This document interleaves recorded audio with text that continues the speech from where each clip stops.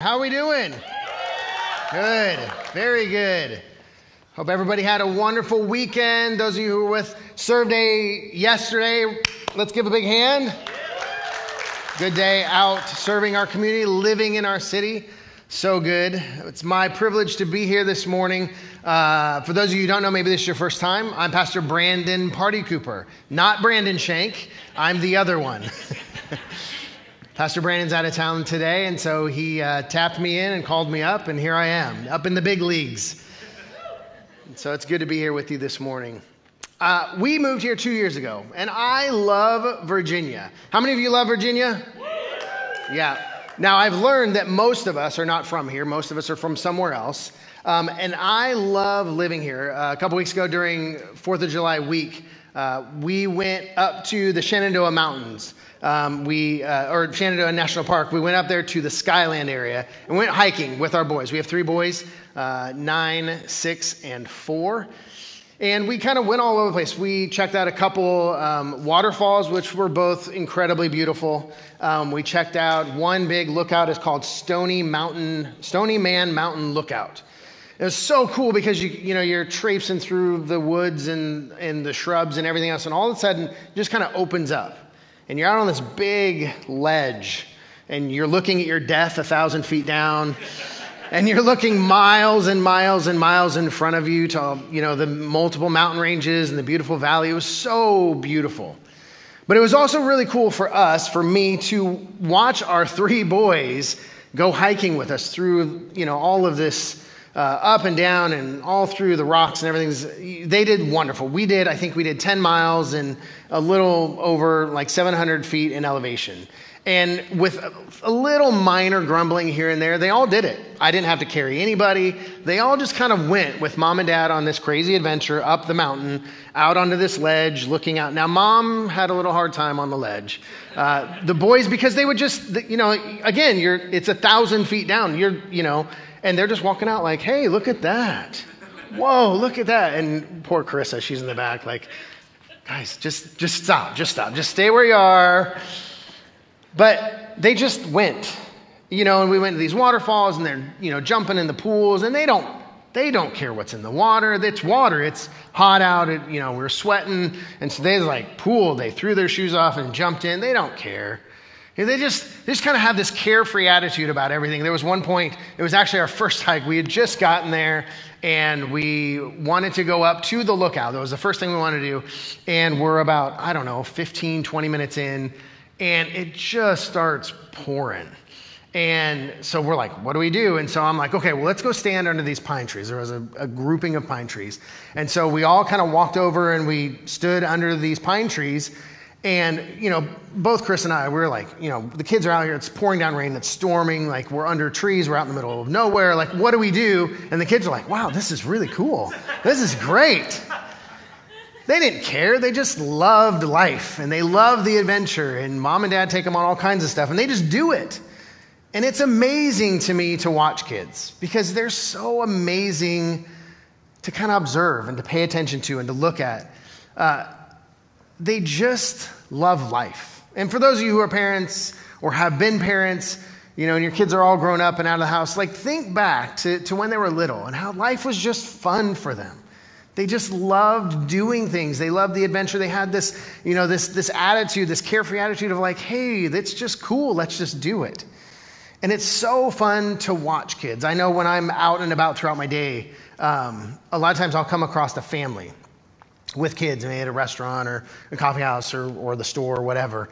And I love just watching them, because you can see they're going to push that button, and they're going to open that door, and they're going to run over there, and they're going to do this thing. And, and they're not my kids. So I'm like, wow, look at those kids. They're having so much fun.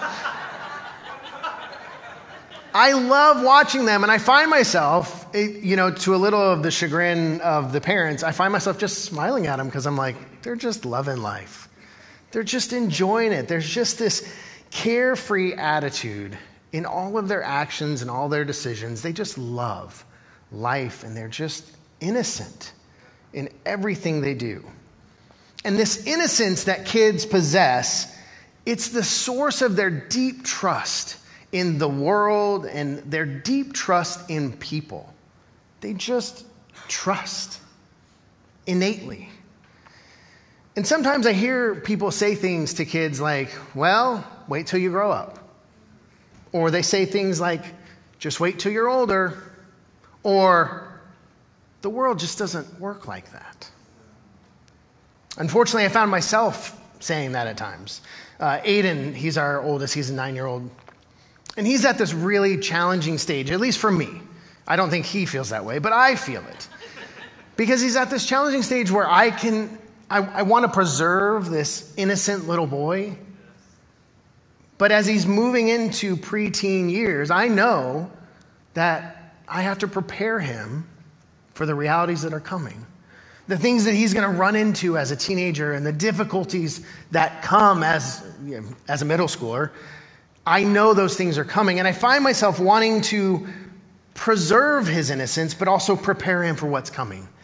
And what I see in my preparation and really honestly my protection of him, I see myself chiseling away his innocence, taking it away just a little bit at a time. Because in the end, as a dad, I want him to be ready for what's coming. I want him to be prepared because life is hard. Life is challenging. Life isn't always fair. All the time, they're like, well, that's not fair. Well, that's not how life is, kids. Right? I tell them, life's not fair, so get used to it. But then at the same time, I feel myself kind of chiseling away their innocence, and it breaks my heart. Because in the end, I want them to trust in life. I want them to trust in people. And ultimately, I want them to trust in God. I don't want them to lose that innocence. And as parents in here, I'm sure you have either gone through that stage and felt that, or you're feeling it right now as you're walking them through growing up. But why do we say things like that to kids? Like, why do we tell them those things? Because when we do that, we are challenging that innate part of them. That innate, carefree, happy-go-lucky, innocent trust and innocence that they have. We're challenging that. And we're saying, hey, that thing you have right there, it's not going to do you well. Now, none of us would actually say that. But we're taking away just a little bit of their innocence every time. But let me ask you this. If when we were kids, our natural state, our innate, born, built-in part of us, if it was innocent and carefree and trusting, isn't that closer to how we were created to be? Isn't that how God really designed us? And so if that's the case, then I would ask, why don't we live life from a place of innocence and trust? Why? Now, Jesus taps into this in a story in Matthew. He taps into this kind of innocent, carefree life that kids have. It's in Matthew 19. In Matthew 19, verses 13 through 15. I just want to read it. It says, one day some parents brought their children to Jesus so he could lay his hands on them and pray for them. But the disciples scolded the parents for bothering him. But Jesus said, let the children come to me. Don't stop them, for the kingdom of heaven belongs to those who are like these children. And he placed his hands on their heads and blessed them before he left. Now, too often, if you've ever read the book of Matthew, too often we read this story and we're kind of like, oh, that's a nice story, and then we move on. We don't really pay attention because, honestly, there's nothing really significant happening here. You know, nobody's getting delivered. No demons are getting cast out. Nobody's getting healed. Jesus isn't arguing with the Pharisees. The most, the most significant thing that we see here is Jesus rebuking the disciples, his own guys. Like, hey, guys, like, step back. Just let the kids through. Like, you know, it's kind of interesting, but ultimately, this story just kind of comes and goes and we move on to the next thing. But I think that's purposeful by Matthew. I think when he's writing this story, this moment that Jesus had with these kids, I think he is purposely keeping it simple. And he is purposely keeping it so that we can see the one truth that's laid in here. And the truth that Jesus is giving in this moment is to let these kids come to me because of what they have inside of them. You see, when Matthew is writing this story, he is writing it particularly to a Jewish community. So when Matthew writes the Gospel of Matthew is written particularly to the Jews.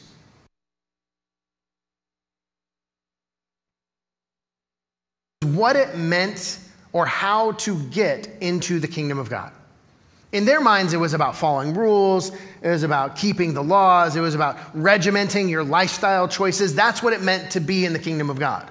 If I did this, this, and this, and followed this, this, and this, and checked this box and that box and this box, then I'll get my ticket to heaven and I'll be good to go.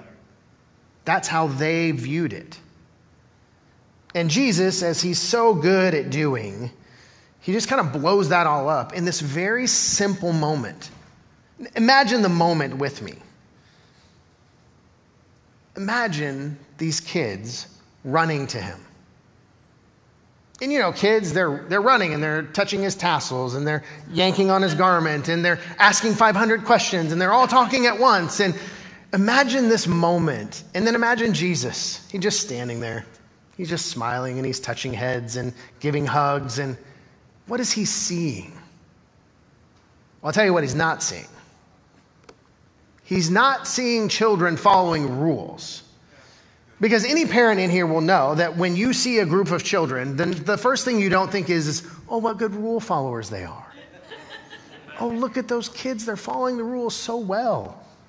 That's not what's innately built into them. I have 3 boys. I have 3 little boys. And I'll tell you what they don't do. They don't follow the rules. I love my boys, and they're sweet boys. But they can be rebellious hellions at the drop of a hat. And unfortunately, I blame it on their mom. Nobody believes that. So what is Jesus seeing in this moment? He's seeing their innocence. They're just running to him. And they're being kids. And they're laughing and chatting and smiling and talking and giving hugs. And because that's what kids are. They're just innocent and trusting. And what does he say? What does Jesus say then in this moment? In this innocent moment where all these kids are around him, he says, these kids are the example of what it means to be in the kingdom of God. What they have is what it takes. It's not the rules. It's not the laws. It's not the regiments. It's the innocence and the trust that these kids have. That's what gets you into the kingdom of heaven. And this is what James is tapping into in chapter 5 of his letter. Throughout his letter, he's been giving all these little insights and pieces of what it means to live a life according to Jesus. James doesn't introduce a lot of new things. He just takes what Jesus said and expounds on it. If you've ever read Proverbs, it's these really quick insights of do this and this is how this works and consider the sluggard and the fool. And that's what Proverbs is. And what James is doing throughout his letters, he's doing the same thing. He's bringing these little insights to life for us.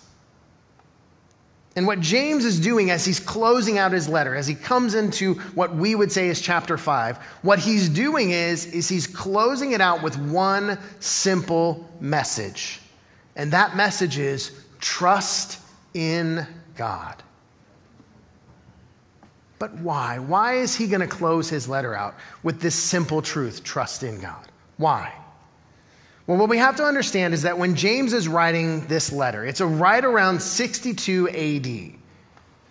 It's right before the temple in Jerusalem is destroyed. The temple in Jerusalem is destroyed in 70 AD, so it's a few years before it. It's at this time when persecution of the Christians is rising. The Jews have separated themselves from the Christians, and the Christians They're really on their own, and they're doing radical things, and you know who doesn't like that? It's the Romans. The Romans don't like it. And because the Christians are bringing bad mojo on the Jews from the Romans, the Jews are separating out. The Christians are on their own. The Romans are coming down. And the Christians are caught in this religious political battle between the Romans and the Jews. And both sides are persecuting Christians. The Christians are suffering in Jerusalem at this point.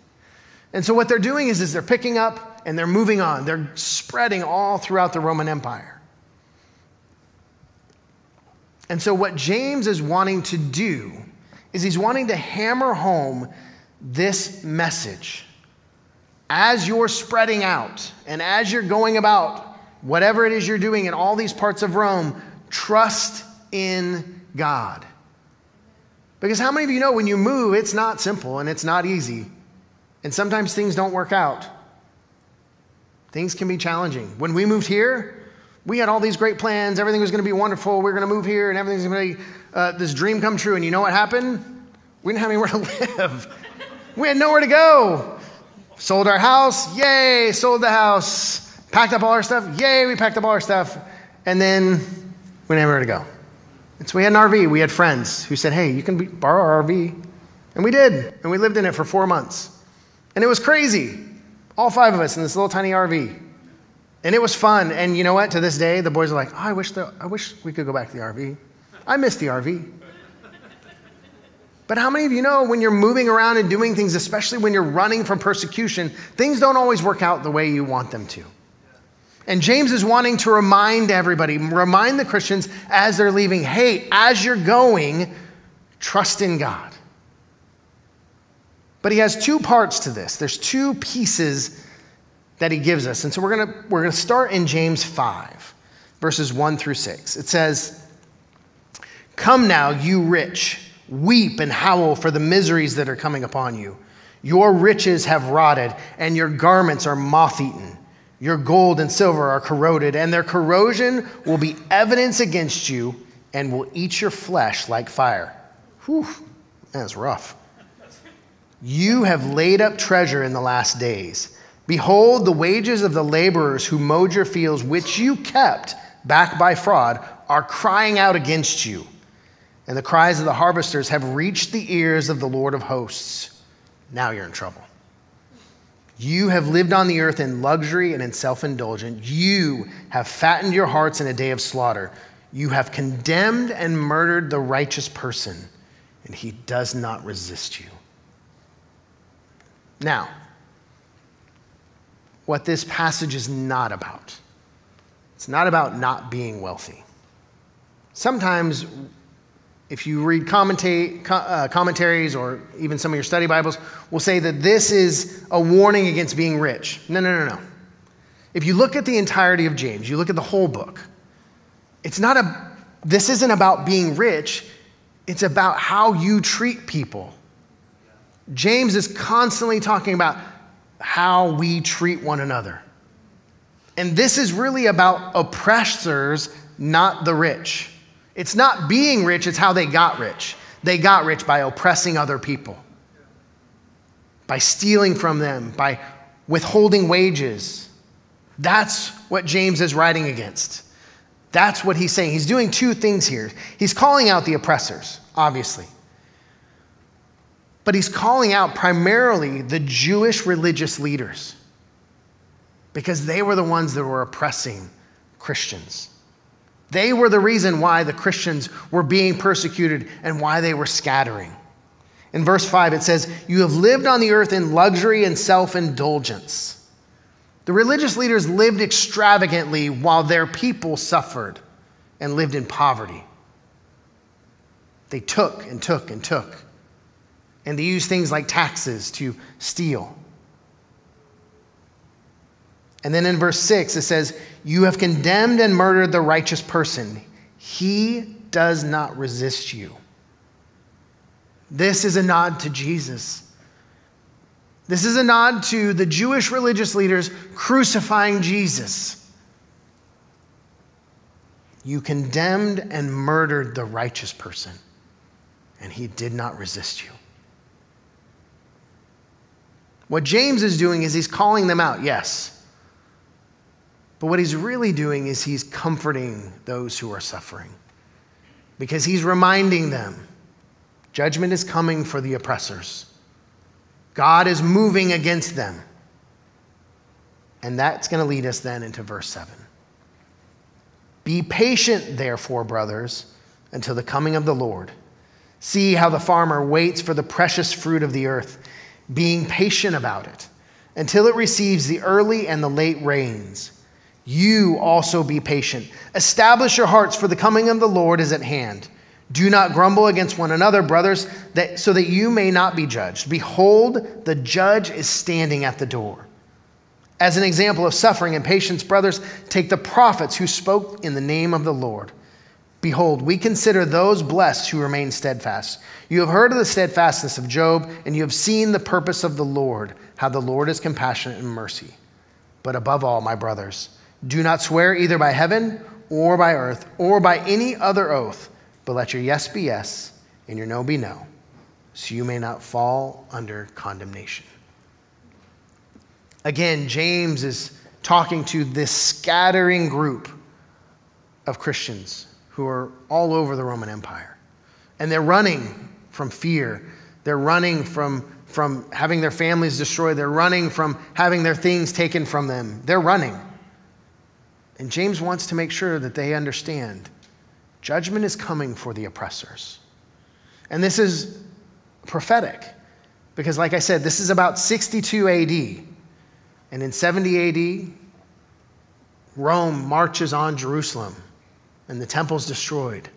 And the religious leaders of the Jews then go into hiding. Judgment was coming. And what James is saying is, hey, those of you who have suffered, take heart, hold tight, trust in God, because he will take care of it. He will take care of you. Are you suffering? Are you persecuted? Most of us don't live life in a state of persecution. But some of us do. Some of us, we get razzed at work because we're Christians, or we get razzed in our neighborhood, or so-and-so across the way doesn't like us because we're Christians. Sometimes that happens. But more likely, we just walk through trials. No raise of hands, but how many of us, we're having a tough go of it right now. Life is just hard. Things aren't working out. Some of us get taken advantage of. Some of us just struggle with frustration, discouragement, depression. Things are just hard sometimes. What James would say to you is the same thing he would say, or he did say, to the Christians who were scattering. Trust in the Lord. You have oppressors, God will take care of that. Others causing you to suffer, God will take care of that. Finances not coming in the way you need them to, God will take care of it. God will take care of you. So why is it so hard to trust God? Why? Why is it hard to trust God with our families and our finances? Why is it hard to trust God with our future and our friends and our foes? Why? Why is it so hard to trust God? Well, I'll tell you why it's hard for me. Honestly, I can't see him. I can trust my friend because I can see him. I know he's there, and I know he's going to do what he said he was going to do. And honestly, if he doesn't, I can punch him in the mouth. But God's not here. God's not there. I can't grab God and make him do what I want him to do. It's hard to trust God for me because I don't understand him. I don't understand why he does the things he does or doesn't do the things I want him to. Why, God, why? Why don't you just, it makes sense to me, God. Here are all the circumstances. The logical next thing is this. Why are you not doing that? It's God, come on. Just come through for me here. I don't understand. It's hard for me because I can't influence him. And ultimately, I can't manipulate him. As a leader, I rely on my ability to lead people, to influence people, to help them find their best life possible and get things done. That's what I rely on. I can't lead God. God leads me. And I have to follow, even when I don't want to. But sometimes that makes it hard for me to trust him. I'm like, God, I could get this done if you just let me. I could just make this happen, God. Just step aside and let me do it. Why is it hard for you to trust God? What is it that keeps you from trusting God? And as you think of the reasons why you have a hard time trusting God, let me ask you, do those reasons have more to do with you or with him? Because I know when I look at my reasons for not trusting God, they have everything to do with me. Everything to do with my shortcomings, everything to do with my impatience, everything to do with my need for control, everything to do with my shortcomings and my narrow perspective. My issues with trusting God are not my issues with God. It's my issues. That's why I have a hard time trusting God. Has Jesus violated your trust before? Has Jesus promised you something and then not come through? Has Jesus abandoned you?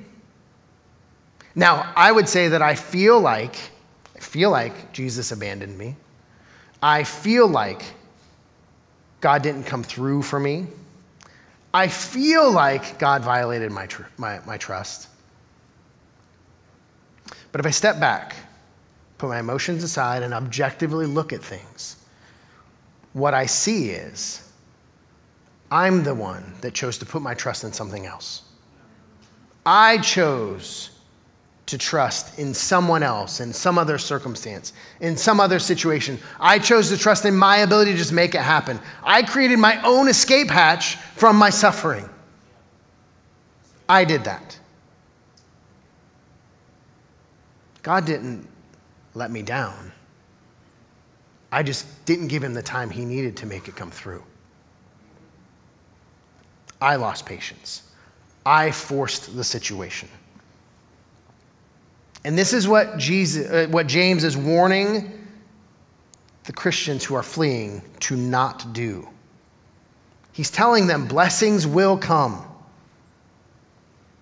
And he uses the farmer, the early and latter rains. The farmer plants the crop and the rains are there. And then there's a season between the early and the latter rains. And the farmer just has to trust that the rains are going to come. He doesn't know when. Doesn't know what it's going to look like. It doesn't know how it's going to get there. He just has to remember that it's coming. It's going to be there. But the farmer has to have patience. I think of being a farmer would be this lifelong exercise in patience. Because you have zero control over most of what's going on. And that's what James is saying. He's saying, have patience in the process. Just as the farmer waits for the latter rains, you wait for the latter rains as well. Don't lose heart in that long season. Don't grow impatient between the early and the latter rains. Just trust in the Lord. But how? How do we do that? How do we trust in the Lord? There are three things that James gives us to trust in the Lord. Because if you've been in church for any extended amount of time, you've heard this before. You've heard, just trust in God. Just trust in. You know what? I see what you're going. Just trust in God. We've heard that ad nauseum. And it sounds wonderful the first time we hear it. Maybe the second. The third time I can still stomach it. The fifth and sixth and seventh and 25th time, I'm like, listen, I'm trusting God all I can, but something's got to happen here. I'm struggling. Like that latter rain is taking its sweet time and I'm ready to move. Trusting in God doesn't help. I need steps. I need to know how to do that. How do I trust in God? Well, James says, hey, I got you here. Verse 8, number 1, be patient. Be patient. Gosh darn it, that patience thing again. Be patient. We're not good at patience. And we're getting worse. I don't know about you. Maybe you have this great well of patience. I do not. I get more impatient all the time. And what James is saying is, hey, don't worry about it. Just be patient.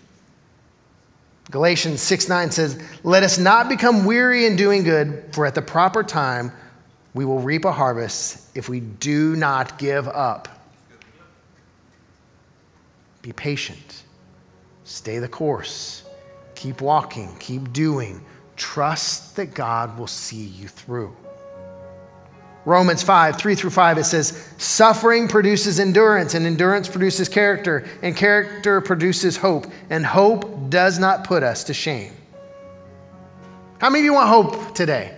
How many of you say, hey, I want more hope? Hope in the future, hope in my family, hope in my finances, hope in my kids, hope in my job, my career, hope. Hope that that crazy neighbor will move. Hope. You know how you get hope? You suffer. And you don't give up. What Paul is telling us in Romans is suffering produces endurance. And then once you have endurance, then you'll have the character that you need to then have the hope that's necessary to get through the suffering that you started with. You can't short circuit that process. You can't just wake up and say, hey, I have hope today.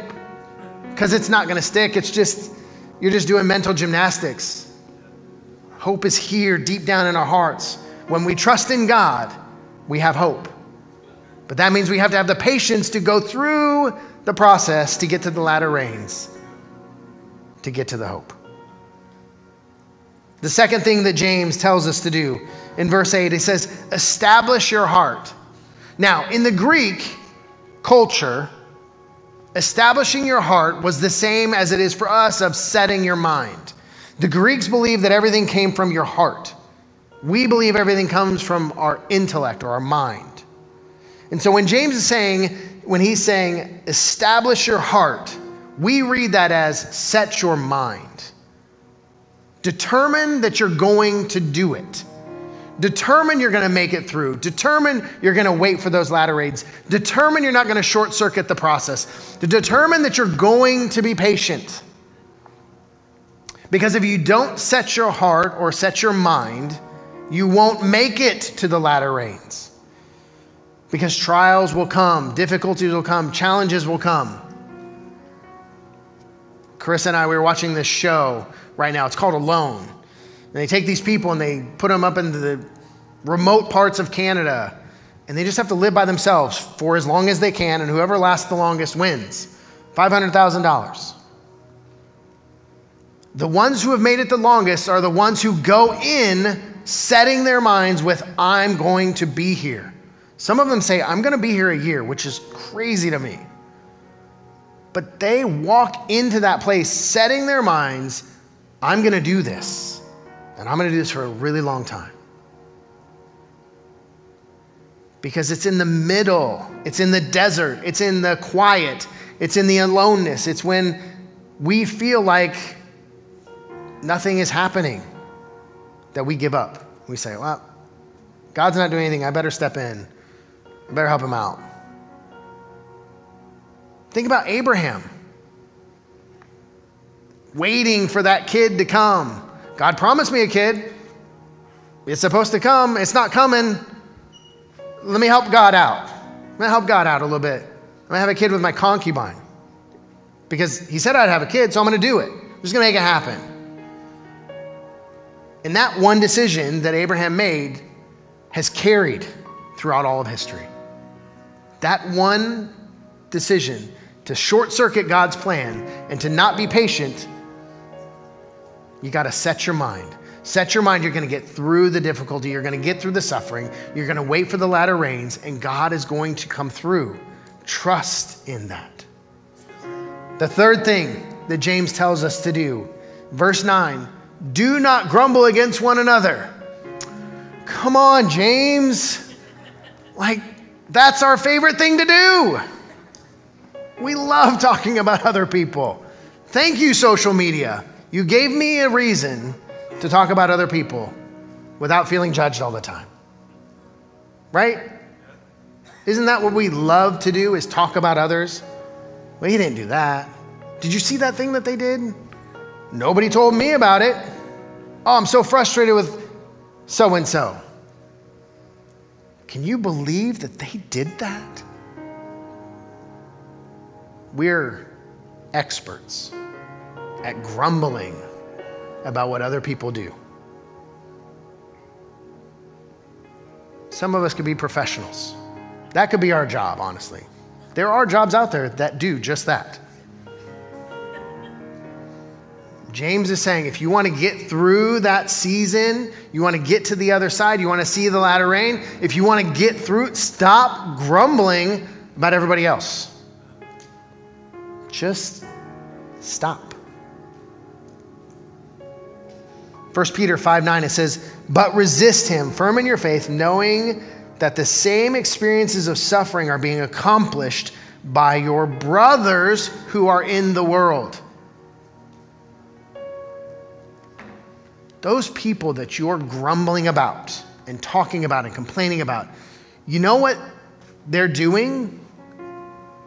They're struggling through life just like you. Sometimes when I'm driving, I'm not a very slow driver. I'm not a real patient driver most of the time.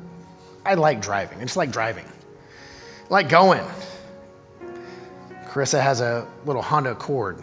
It's my favorite thing to drive right now because it just goes. And sometimes people will cut me off sometimes. Or go real slow in front of me.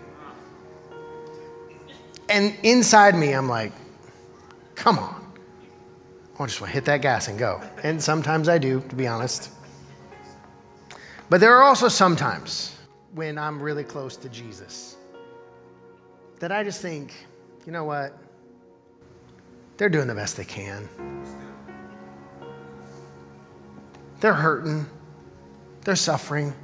They're struggling. They're doing the best they can right now. Just give them grace. Just give them a little space. Back off their tail. Just let them be. Because they're doing the best they can. Because I know for me, there are times when I'm doing the best I can. And I just need a little space. I just need somebody to give me a little grace. Because I'm doing the best I can right now. Right? Grumbling doesn't help you. It doesn't help me. So why do we do it? We're all struggling through the same things. We're all dealing with the same things. Let's stand with each other. Let's help one another. Let's be there together. Let's not fight against one another. What James wants the early church, going through persecution and going through suffering, what he wants them to do is to lean on God and trust him to get through what they're going through. And I think James is saying the same thing to us today. In the midst of your suffering, in the midst of your pain, in the midst of your disappointment and your hurt and your struggle and your doubt, in the midst of your financial challenges, in the midst of your depression, in the midst of all of that stuff, James is saying, just trust in God. Be patient. Establish your heart. Set your mind. And refuse to grumble against one another. We have a great community here at Palms. I mean, you saw that video, right, of everybody helping out and being a part of Serve Day. Like, if that doesn't move you, like, check your pulse, because something's not connected. This is a great community of people to be a part of. And we need to hold each other up and walk with one another through difficulties because we're all going through it. I had a pastor friend of mine who mentored me, and he used to say, everybody is either going into a problem or is in a problem or just came out of a problem. We're all somewhere in that continuum, which means we can either support someone, walk with someone, or let someone support us. We need one another. Relationship with Jesus was never meant to be done alone. It was always meant to be done in community. And we have an awesome community here at Palms. So let's stand together with one another and not grumble about each other. Proverbs 3:5-6 says, trust in the Lord with all your heart and lean not on your own understanding. In all your ways acknowledge him, and he will make your paths straight. Because he always comes through. It may not look the way you want it to. It may not be the outcome that you're wanting. But you know what Jesus is most concerned about with you? He's most concerned that you live your best life possible. And he knows exactly what that looks like. You don't. I don't. I think I do. But I know I don't. I know he does. And if I just stay in step with him and I be patient and rely on him and trust in him, he'll get me to that best life possible if I trust him. Won't you stand with me this morning?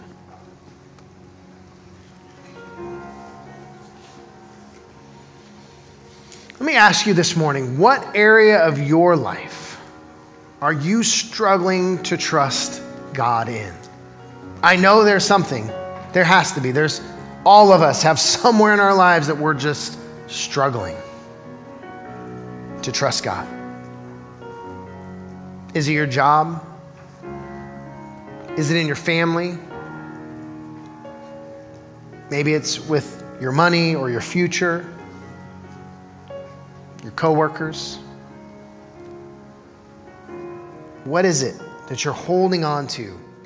You're trying to finances, you're trying to understand, you're trying to figure it out and find your path and know your way, but you're holding on to it. You got it covered. And maybe you'll give God a little peek, but then you hold it back. You're like, no, God, I got this. I got this, God. You go worry about everybody else. You go take care of those things over there. I got this. Don't you? I'm going to be gracious to you, God. I'm going to take care of this for you. You go worry about everything else. I got this. I'll take this off your plate. What is that for you? What is the thing that you are holding on to? I want to encourage you this morning. Lay it at his feet and then walk away. Put it at his feet, turn around and walk away and let him take care of it. Because what we tend to do is we tend to bring it and we put it at God's feet and we say, God, I really need you to work in this situation. I need you to come through for me here, God. I really need answers. And then we pick it back up and we hide it and we walk away. We ask God for help, but then we don't let him help us. So in a moment, I'm going to open the altars. I'm going to pray and I'm going to open the altars. The team is going to lead us. And I want you to ask yourself, what is it that I'm holding back from God and not trusting him with? And when the altars are open, I want to encourage you to come forward and lay it at his feet. Spend some time talking to him. Honestly, I know we get real nervous about this, but if it's frustrating and you're angry at God, let him know that. God's got big enough shoulders, he can handle it. We don't. Our shoulders aren't big enough to hold it. So we need to put it at his feet and let him do it. And the altar is a great place for that. Because we can walk up, put it down, and say, God, I really need you here. I don't know how to do this. I don't know what I need to do. I don't know how to get through this situation. The hurt doesn't go away. The pain isn't going away. I can't see the answers, lay it at his feet and turn around and walk away. Because God already knows. He knows where you are. He knows what you're going through. He knows the hurt and pain. He knows. But he also knows that he's not going to take it from you. You have to willingly put it in front of him and say, I trust you, God. I trust you with what I'm going through. So I'm going to pray, and I want you to come to the altar and give him what you're not trusting him with. Lord Jesus, I thank you so much today for your word. And I thank you for James and this message that he gives us, God, that we need to trust you. God, we can't see our way through the difficulties. We can't see our way through the issues.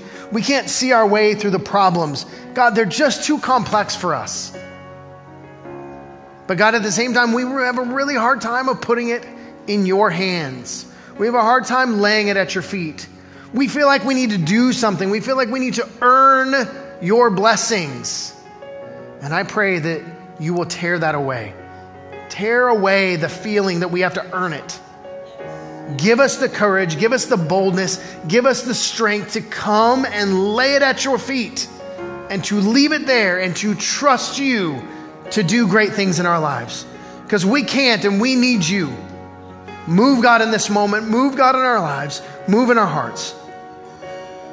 And see us through to the blessings of the latter rain. And we thank you, Lord, in your name. Amen. Hey, thanks for watching. Don't forget to subscribe so that you don't miss any new content or videos, and tell all your friends. Also, we're here live every Sunday. We'll see you soon.